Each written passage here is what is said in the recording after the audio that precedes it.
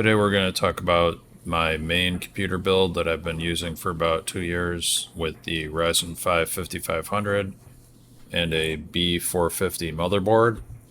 It also has a 2080 Super in it, and it all is in the Cooler Master TD500 computer case, which I had from a previous build.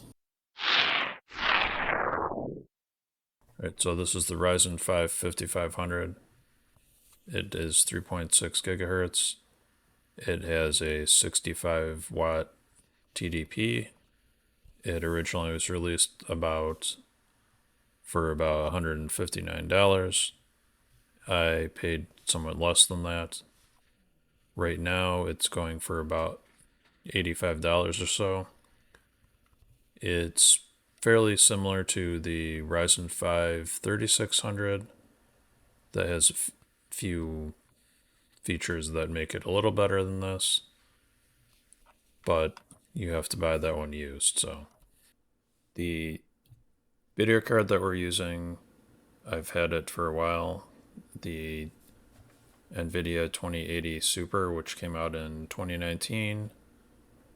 It has 8 gigs of video memory. It can do ray tracing. However, on the 2000 series of video cards, the ray tracing really tanks the FPS. However, it's still fairly capable of doing 1440p gaming if you're not on the latest and greatest titles. I think it may struggle because of the VRAM on some like brand new games. The motherboard that we put the Ryzen 5 5500 and the 2080 into is this B450 motherboard. The has 4 RAM slots, 2.5 gigahertz networking, and plenty of ports on the back. I had gotten this motherboard used for about $85. You should be able to get this a little bit cheaper than that now. The CPU cooler that we used was included as part of the CPU here. I painted it white to somewhat match the case, which you'll see in a bit. For the RAM that we used for this, it's the Team Group Delta RGB. I had picked it up for fairly cheap at the time. It was $60 for 16 gigabytes of 3200 mega transfers. And for the storage that we have in the system, it's not really the best. I had it from a previous system, and for most things it doesn't matter, but it has a 512 M.2 SATA SSD, so we're talking the 600 megabytes per second. And for game storage, I just have a normal 1 terabyte SATA SSD. It's nothing special. It's just stuff that I already had. If you were to try to copy this build, the B450 supports PCI Gen 3, so that's the type of drive that you would want to purchase. For this system, it's all in a Cooler Master TD500 mesh case. The case on the front has a headphone jack and microphone jack and 2 USB 3 ports. It does not have USB-C. It comes with a fan hub on the back to handle the 3 included RGB fans.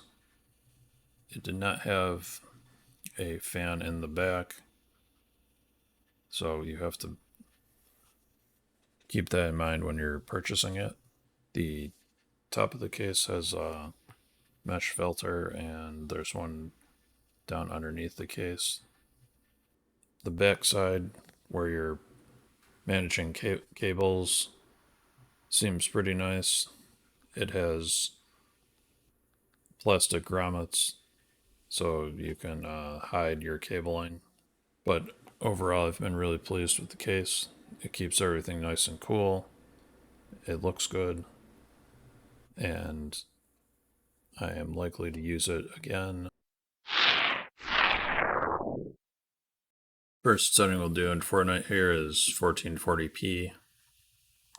The settings are here.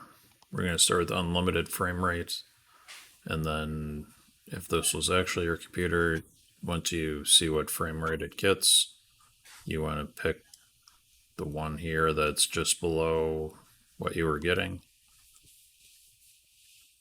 to get a smooth frame rate. Doing 100% resolution, epic distances,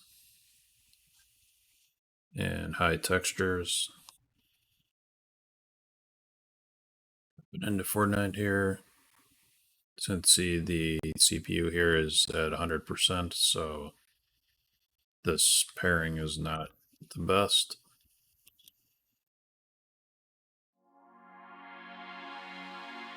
See, the GPU is jumping all over the place. I'd say it's probably about an average of like 85% or so. So it's not completely terrible, but we'll have to see what happens when I put this into a newer system. The land here balances out a little bit.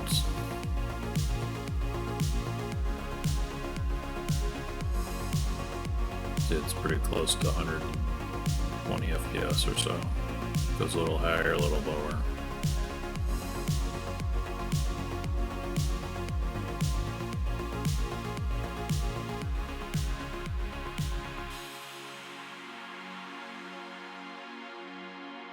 Yeah, the CPU is just pegged there. However, it's only using 40 watts, so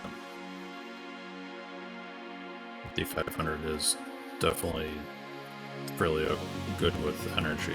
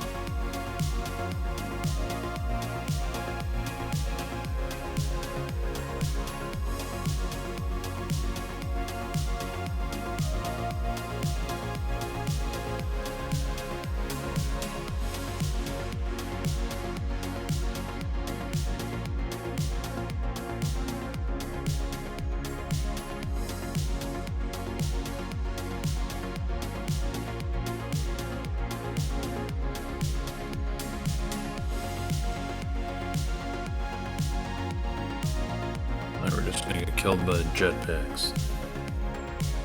Now we're gonna give this a shot in 1080p and see how it does.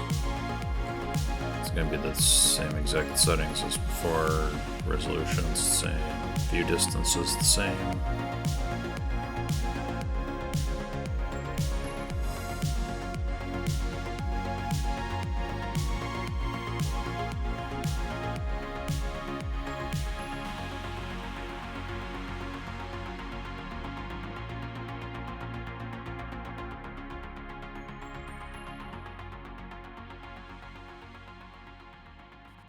CPU in terms of bottlenecking. I'm gonna give this a test in Black Myth Wukong and see how it does doing 100% scaling, turning on DLSS, which you can't turn off, And we're using the medium settings. Right off the start, this game is kind of weird. It's only using 50% CPU and 99% GPU, but it's definitely plenty playable. If you enjoyed this video, please check out this other video that YouTube thinks that you'll like. And as always, feel free to like and subscribe.